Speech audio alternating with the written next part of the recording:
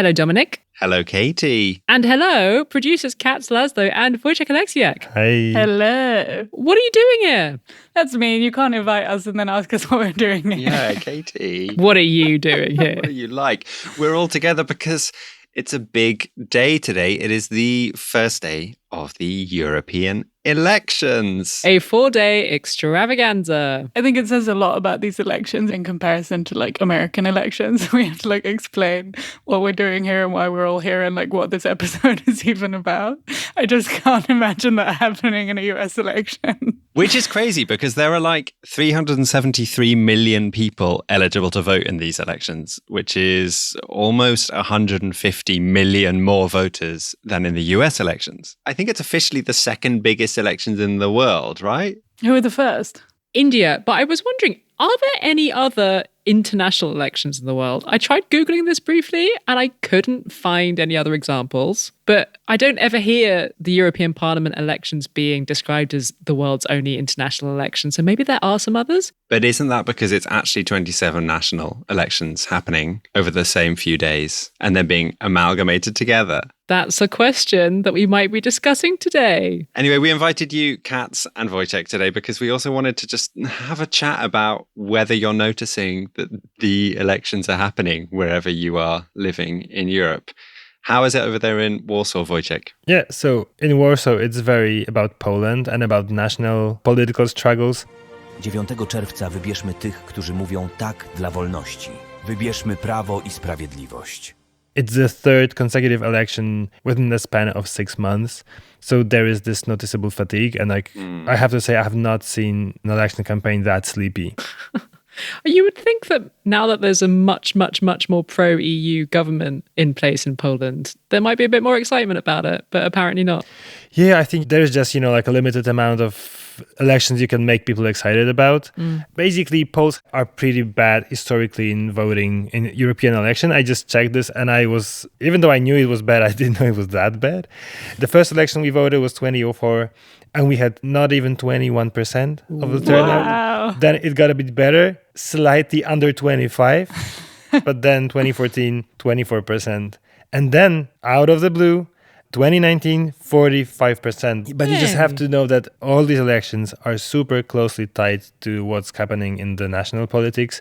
I have not seen anybody discussing European matters. It's just about who did what during the reign of Law and Justice, how it's being fixed.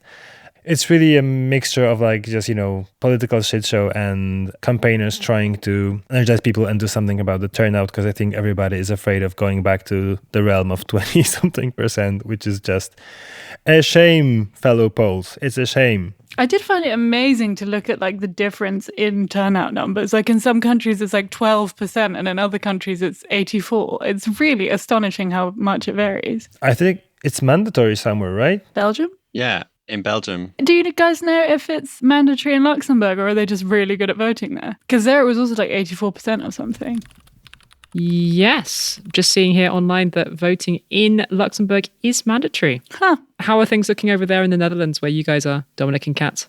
Oh, I mean, it's not possible for the European election really to compete with the chaos that is our national politics at the moment, with a coalition trying to form with the far right leading it. And yeah, so it's not really so present, is it, Katz? No, I don't think I've been in a single conversation where it's come up and I haven't brought it up myself. Europese verkiezingen. Met nog een kleine week te gaan kunnen we opnieuw naar de stembus. Dit keer voor een nieuw parlement in de EU.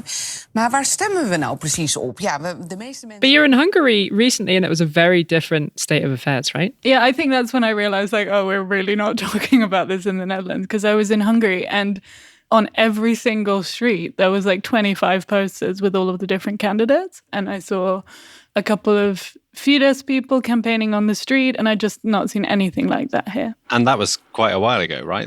Yeah, I think this was a little over a month ago. I wondered if it was because it's difficult for all the other parties to be featured in the newspapers, so maybe that's why it happens outside of newspapers, but I'm not sure because I don't speak any Hungarian except for the word Hungarian in Hungarian. Sorry, Grandpa Laszlo. Magyar. Exactly. How is it in Paris, Katy? Are you feeling European excitement? Oh, well, Parisians are not known for being the most enthused people on earth about anything. And I wouldn't say that the European elections are any different. Here, again, it's being viewed like very much through a national politics lens. And I would say the thing that most people are talking about is the fact that the far-right Rassemblement National is predicted to do very, very well, probably getting about twice the share of the vote of Macron's crew. Possibly becoming the biggest party in the whole parliament, right? So that's a fun thing to look out for. En clair, l'extrême droite qui prend du poids et des points dans les sondages. En France, la liste du Rassemblement National oscille entre 30 et 33%. So I think I should start probably with a quick reminder before we go any further. What we're actually voting for this week is for the members of the European Parliament, or MEPs. There are 720 of them, and the number of MEPs that each country has depends on the size of your country's population. There's actually a really good country-by-country guide on Politico. So if you want to find out quickly how many MEPs there are in your country, and crucially, what day you're voting on, because it is spread out over the next 4 days, that's a really good place to start. I'll put a link for that in the show notes. I feel I should also point out that Europeans are not voting directly for the European Commission this week, which is the kind of executive body of the EU who propose the new laws. It's a bit confusing because the party grouping leaders are some of them people who are hoping to be the Commission president or commissioners, like Ursula von der Leyen, for example, who's the current president and wants to be chosen for a second term. Good to be here in this room with you and to share my vision for Europe. But the makeup of the Commission will be rejected or accepted by the new parliament after the commissioners are all put forward by each country's democratically elected national governments. Are you still with me? Yes, just about. The European Parliament, the European Commission, the European Council, not to be confused with the Council of the EU, which is also known colloquially as Council of Ministers. Confused yet? Tell me about it. Anyway, the upshot of all of this is that these elections will have a really big impact on the kinds of policies that we're going to see shaping this continent over the next half decade. But the whole thing can be kind of difficult to unpick if you live outside the Brussels bubble, as we do. So to make sense of this whole thing, we're going to dedicate the rest of this week's podcast to a conversation with one of the very few people we know who can talk about EU politics in a way that doesn't put us to sleep. And that is the Spanish journalist Beatriz Ríos. Beatriz is a freelance EU reporter who wears many different hats on radio, TV, and in print. She's amazing, and we're so pleased she agreed to spend some time with us earlier this week to help us understand the significance of these elections and why we should go out and cast our votes. Hi, Beatriz. Hi. Hey, thanks so much for joining us today. Nice to have you back on the show. Are you actually enjoying being a correspondent in Brussels right now, or is this like an incredibly stressful time for you? Honestly, right now it's kind of quiet because all the actions is really in the capitals. But I think after the elections, we're going to be very busy here. Now, we're probably going to spend a lot of this conversation being a bit miserable and critical. So I was hoping we could start with something positive. And I wanted to ask you, what do you think the European Union should be proud of in terms of its achievements over the last 5 years? Excellent question. And indeed, it's hard to answer. No. Let's just try to stay positive. Honestly, I think one of the biggest achievements was the way the pandemic was handled from a socioeconomic perspective. The European Union just announced that it is firing off a multi-billion-dollar investment initiative and says it's going to provide maximum flexibility on state aid to help member states cushion the blow from the coronavirus outbreak. I think the EU learned the lesson from the latest economic crisis. And in this case, they put a lot of effort in trying to support people throughout the pandemic, allowing countries to put a lot of money into social funds for those who are losing their jobs, and not only through the Next Generation EU, which is this EU recovery fund, but also through a number of mechanisms to allow countries to be a little bit more flexible in the way they supported workers, especially when they were in temporary unemployment. I think that was a huge achievement. Then I'd say there are a lot of social policies that came through that are good for regular people. We have had an agreement on setting minimum standards for minimum wages. We have seen also a new legislation to regulate platform workers. So it's basically people who are working in platforms like Uber or, like food delivery and so on. They're not perfect, but I think they are good concrete achievements for the regular people. Something that personally is very close to my heart is the Directive on Gender-Based Violence. I think it's very important that we have EU legislation that is applicable in all countries, because not every country treats gender-based violence in the same way. Again, even if it's not perfect, it's definitely a step forward. And honestly, even if now it's rather controversial or it's being criticized, I think everything that has been done on the Green Deal, all the very concrete policies and legislation that has been passed to reduce emission, to make more sustainable transport, to make more sustainable energy, but also the reform of the energy market that would translate into lower invoices for people, all those are very concrete achievements that are going to have a long-term impact for people in Europe. That's a quite decent list. It's kind of nice to start off with that bit of positivity. Should we do the miserable bit now? Oh, yeah. Okay. I wanted to ask, because you've been in Brussels for a long time now, how does this election feel different to the last one in 2019? I think it's different because we have a more polarized society, and that is reflected in the position that the different political parties have. Those MEPs that you are electing from your country are going to sit in different political families. In 2019, we moved from a parliament that was dominated by the two main political families, so the European People's Party, which are Christian Democrats, and the Social Democrats. And in 2019, we saw a significant rise of the Liberals, a significant rise of the Greens, and then a far left that was rather stable. And an increase of the far right, but it's still relatively limited compared to the rest of the European Parliament. So we still had a large majority that was pro-European, let's say. What we see in the polls for 2024 is that the size of the far right is going to grow significantly, and some of those forces that grew in 2019, like the Liberals and the Greens, are going to shrink. As of now, we still have a prospect of a large enough majority from the center-right to the left that would be enough to overcome the far-right.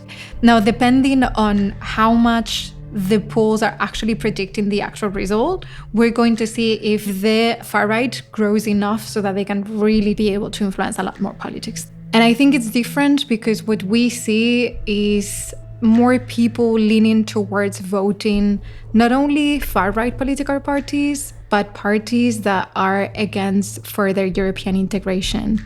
And that is a first in history. Brussels have become a swamp where unelected bureaucrats are going to utilize their vision of a European federalized superstate. And we have to stop that.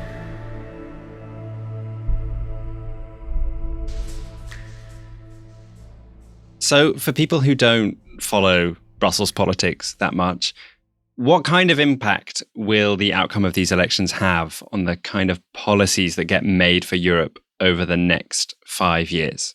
So I think this is an important question because I think it gives us the chance to explain a little bit how decisions are made in Brussels. And the particularity of the European Union is that even if the elections are to the European Parliament doesn't necessarily work like a national parliament because it's part of a co-decision process. So the decisions in the EU, especially on legislation, are made between the European Parliament and the Council. And the Council, you have the representation of the member states, so the countries of the EU, and then in Parliament, you elect directly the members, which is what we are going to do on the 9th of June, right? And I say this because sometimes there is a growing frustration among people because certain legislation passes or doesn't pass. And we need to understand that there are a lot of different players here. It's always great to repeat it because I think like 98% of European citizens don't know what the different institutions of the EU are still. Yeah, and that has an impact on the legislation that it's approved, right? Like, just to give an example, right now, we have a situation where the Parliament has approved the nature restoration law. It's a legislation that's trying to protect ecosystems that are at risk. But the Council hasn't done it yet. So it might be a case where you have two parts of the EU agreeing on legislation, but then the legislation never really gets approved because one part of the equation is not doing their part. But that's also why the European Parliament is so important. It's the one institution that all EU citizens get to elect directly. So you're going to define which politicians are going to represent your interest in the European Parliament. What is happening now is that you have far-right and conservative political parties most likely having a significant representation in the European Parliament. And that has an impact in the kind of policies that you do, because they have a very different vision from the European Union that we know. They are more inclined to less integration, to less say at European level on national policies. They have a tougher view on migration. They have a tougher view on gender-based policies. They have a tougher approach on climate change. So all that, if they have a significant majority in the European Parliament, is going to make that the legislation that we see is less progressive. And that has an impact because in this game that I was talking about between the Council and the Parliament, usually the Parliament is the most progressive institution. To some extent, they care more about the European perspective and not so much about the national perspective. But if you have a Parliament that not only is not as progressive, but it's even more conservative than the representation of the different countries in the EU, then most likely you will see less integration and less progressive policies that are implemented from Brussels. I mean, is it possible to say what are the main political issues in voters' minds across Europe? What are the main political issues on politicians' lips? Or is that just too difficult a question to answer, given that we're talking about 27 different countries here? Usually people, when they vote in the European elections, they vote according to whatever it is the most important issue at national level. So in Poland, that might be security or the agricultural crisis. In Italy, that might be migration. But if we look at the main issues that people say are going to defend their vote, we see that the countries that are closest to Russia and therefore more affected by the potential consequences of the war in Ukraine are more prone to vote on issues such as security and defense. And when we see other countries that are struggling mainly with the cost of living crisis, they're more concerned about inequalities. There might be some issues that we can find in different countries, but then every citizen is going to vote depending on what is at stake in their country. We're going to take a quick break. We'll be back in a second. This episode is only possible thanks to the very generous support of our Patreon supporters. Thank you so much for keeping this podcast alive with your very generous donations. You can join them by heading to patreon.com/Europeans podcast. So if we keep trying to zoom out and look at how this campaign's been going at the Europe-wide level, which I appreciate is sometimes difficult, each of the party groupings has a leader who is hoping to become president of the Commission. They're called the Spitzenkandidat. You've got Ursula von der Leyen for the centre-right, and you've got this guy, Nicolas Schmidt, for the Social Democrats. You are the young generation. You're building your life. And what we owe you is to provide you the real security. A good job, a good environment, a good, secure Europe, fighting all those who want to destroy our democracy. Does it matter who is leading the campaign on this EU-wide level? I mean, I have a strong suspicion that most European voters have not heard of this guy, Nicolas Schmidt. Does that matter? I'd like to think that it matters, but I don't think so.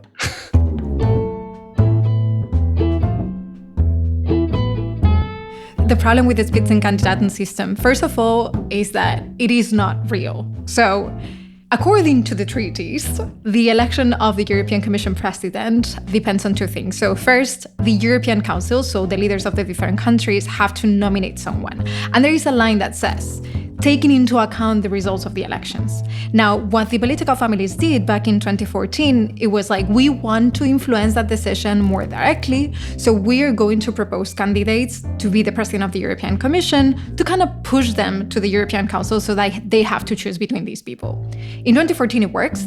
You had Jean-Claude Juncker, who was at the time Prime Minister in Luxembourg, and he was elected. But he was also a very European figure that everybody liked and respect. I do kind of miss him a bit. Sometimes, yeah. Because he was good comedy.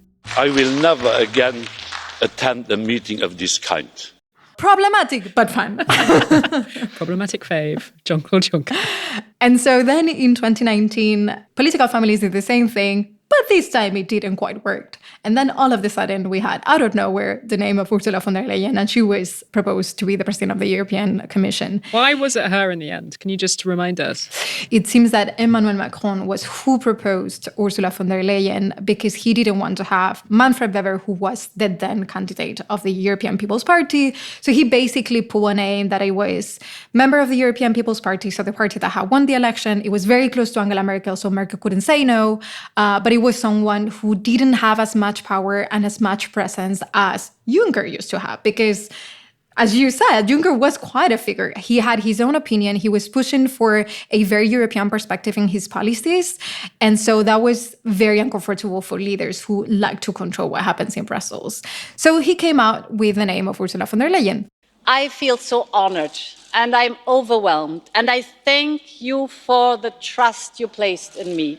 Funny thing is that on the one hand, you have Ursula von der Leyen, who knows she depends on European leaders, and therefore she has been always coming with the common minimum denominator in the policies that she proposed, because she always tried to propose something that she knows leaders are going to agree, countries are going to agree. And so she hasn't been as ambitious as Juncker used to be. And therefore, we often see that the policies that are proposed by the Commission then end up being even more watered down than they could have been if we would have had something more powerful, right? But then at the same time, she became also a political figure, especially on foreign affairs. She has been very active, and that has made some leaders a little bit uncomfortable. The representatives of the Ukrainian people will have their place in this very hemicycle. Long live Europe, Slava Ukraine. Now, that being said, going back to the question of does this matter or not, in my experience, it doesn't really matter, because even when we see these people in the different debates that have been taking place before the elections, most of them are not only not known, but are not even in European politics. Some of them are MEPs, but some of them are coming out of nowhere. Nobody really knows them. And it doesn't really matter, because in the end, it's going to be the leaders who are going to decide who they are going to propose. I think the only person among those candidates that really stand a chance is von der Leyen. So von der Leyen's the only one who's got a chance, you think, from that group. But it's not guaranteed that she'll end up being president again. No, because that's part of this game that we were talking about. So first, she has to be nominated by the German government. And she's making them a little bit uncomfortable with the way that she's talking about potentially joining forces with the far right to get the election. Now, it's unlikely that they wouldn't nominate her because they don't have a viable alternative. And why would you give up on the presidency of the Commission for your country? It doesn't make any sense, right? But then she has to be nominated by the European Council. And there she's going to have to get the support of the European leaders. And as we saw last time, you might think you have their support, but then someone might have come with a funny alternative. And then you also need the support of the European Parliament, because the part that I left out is that the European Council nominates the president of the European Commission, but then the parliament has to approve it as well. And there you need to have a large enough majority that is going to back your candidacy. And what we saw with von der Leyen last time is that even though the parliament was very upset because they ignored their candidates to be the president of the Commission, they ended up backing her with a very short majority, but they ended up backing her. So let's see how this play out. I think it's going to depend a lot on the results of the election, on whether someone can come up with a name that is a good alternative for everybody, and what is the weight that the different political families really have in this negotiation. One of the things that seems to be adding more uncertainty is the fact that there's quite a lot of flux in terms of how different European far-right parties are going to group themselves together, right? Yes. So this is very interesting because there are currently two groups for the far-right in the European Parliament. You have the Conservatives and Reformers group, and then you have the Identity and Democracy group. And the Conservatives and Reformers were actually created by the Tories when they decided to leave the European People's Party back in the day. So I'm sorry, guys, but yet again, something that we can blame on the British. Thanks. There you have the Ley and Justice Party that was in government in Poland. You have Vox in Spain, who is in government with the European People's Party in a number of regions. You have the Sweden Democrats, who are part of the government as well in Sweden. You have Giorgia Meloni, who is in power in Italy. So you have a number of political parties that somehow have either been in government or are in government, and so are more institutionalized far right. This is what some people are starting to call the good far right, as if none of the racist and sexist comment that they make constantly was bad enough. But anyway. The good far right. Wow. Yes. And then you have the Identity and Democracy group. And there you have Marine Le Pen, who has not been in power yet. You have Lega with Salvini as a representative. You had, and that's one of the latest moves, AfD from Germany, that now has been kicked out of the group because... The final straw, you ask? Well, that was Maximilian Krah, the AfD's lead candidate, who's under investigation for allegedly accepting bribes from China and Russia. He also controversially stated that people in Nazi SS uniforms aren't necessarily criminals, a comment that outraged Le Pen. In any case, you have now a game in which you have Le Pen trying to convince Giorgia Meloni that they should join forces because she sees that she is considered as a collaborative far-right leader who has not opposed aid to Ukraine, who is pro-Atlantis, right? So she's considered as one of those good far-rights. She has, however, been taking lesbian mothers off birth certificates. Exactly. So. And when von der Leyen was asked about this, she was asked directly if that for her was a red line. She was saying, well, I wouldn't have done things that way. But so for some politicians, things like LGBTQ rights are definitely not a priority when they have to form these alliances. That's why, as we were saying before, it does have an impact on people's lives, the results of the European elections, because we're going to see less rights awarded to those minorities and probably a backlash against some of those policies that we have seen in the past. But then it is difficult for these political groups to work together because the thing about the far right in Europe is it's very diverse and they have completely different visions about the way things work. You have some countries that have ties to Russia. Another interesting case is Orban trying to join forces with Giorgia Meloni, but having a significant difference in their approach to migration because Meloni, you have a frontline country when it comes to migration and what you're asking for is support, whereas for Orban, the issue is we have to stop these people moving from one country to another. So for him, the approach is completely different, right? So all these differences between the way that they are approaching politics is making, up until now, almost impossible for them to be part of one single political group. But if they would manage to join forces, and if the polls are right, they can easily become the second group in the parliament. Right, I think that's quite enough depressing far-right chat for now. Should we move on? Something that felt like a really dominant theme a few years ago, just after the last European elections, was fixing the climate crisis. And we had all of these big policies announced. The European Green Deal. It really felt like Europe was trying to be a world leader in terms of having these really ambitious climate policies.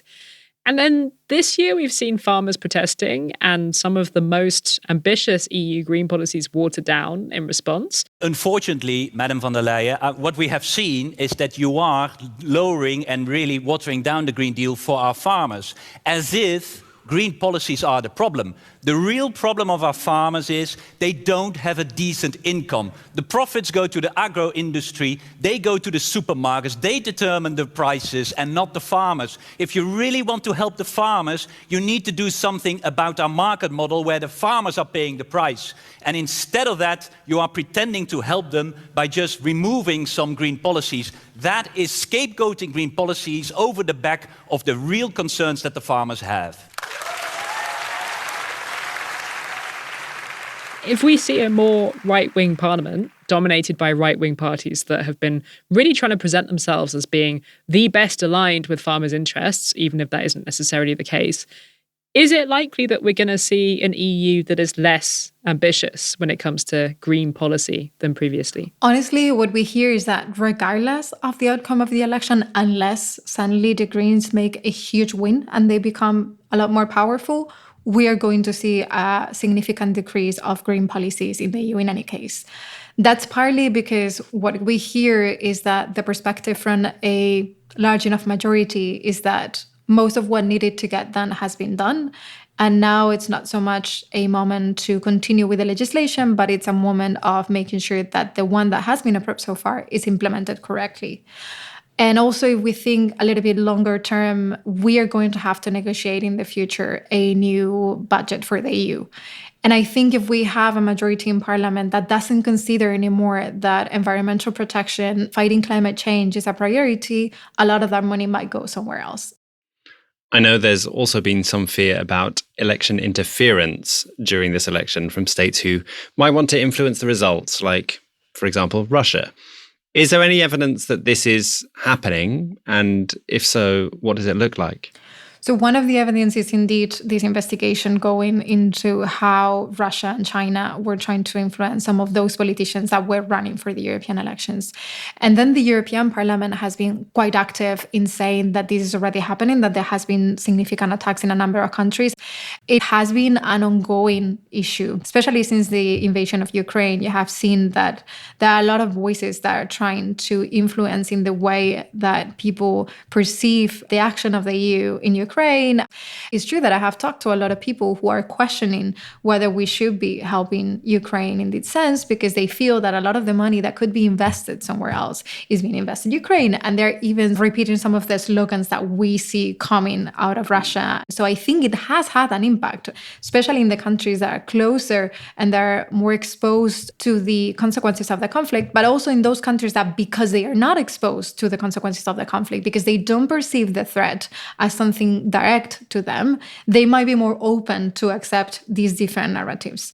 How that's going to translate into concrete voting, I think it's very hard to tell, and we might never know to what extent it has actually have an impact.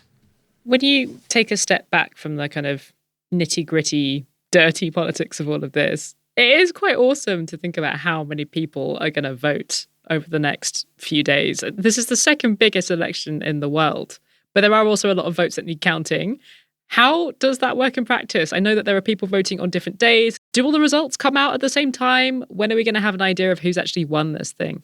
So actually the election is quite fun. All the journalists, we're in Brussels in the hemicycle where usually the MEPs sit, and we get to hear the results right there. The hemicycle becomes a stage, and then you have all the results out at the same time because people are voting from the 6th to the 9th. Otherwise, that could have an influence, right, on your own voting if you know already what's happening in other countries. By 10 p.m., 12 a.m. on Sunday the 9th, we might already know what the next parliament is going to look like. So it's quite fast. And then all the machinery starts, and then we'll see all those negotiations of the different political families trying to make groups, and all the candidates throwing their hats and saying, hey, I am the one who got the most votes, so I should become the next president of the European Commission. And all those different negotiations are going to start from the 10th.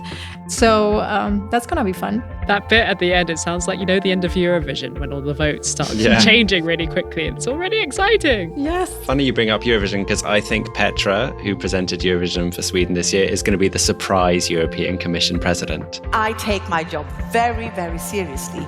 Hello, random Eurovision fan.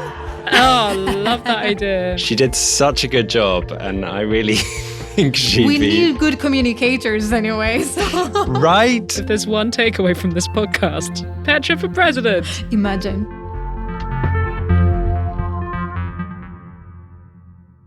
Now, before you go, we've all got that person in our lives that says, oh, I don't really do politics, I don't follow it. And that's, I think, more true than ever when it comes to European politics.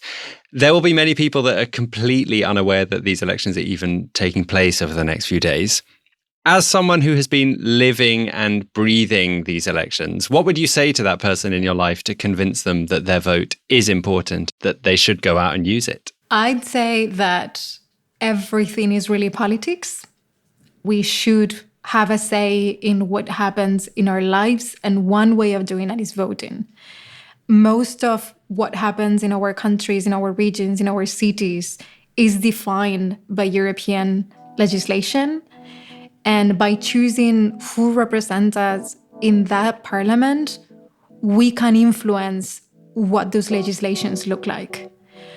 And we should be voting for those who we feel are more like us and represent us more. So I'd say that we have a chance every 5 years to make sure that the parliament looks like we are.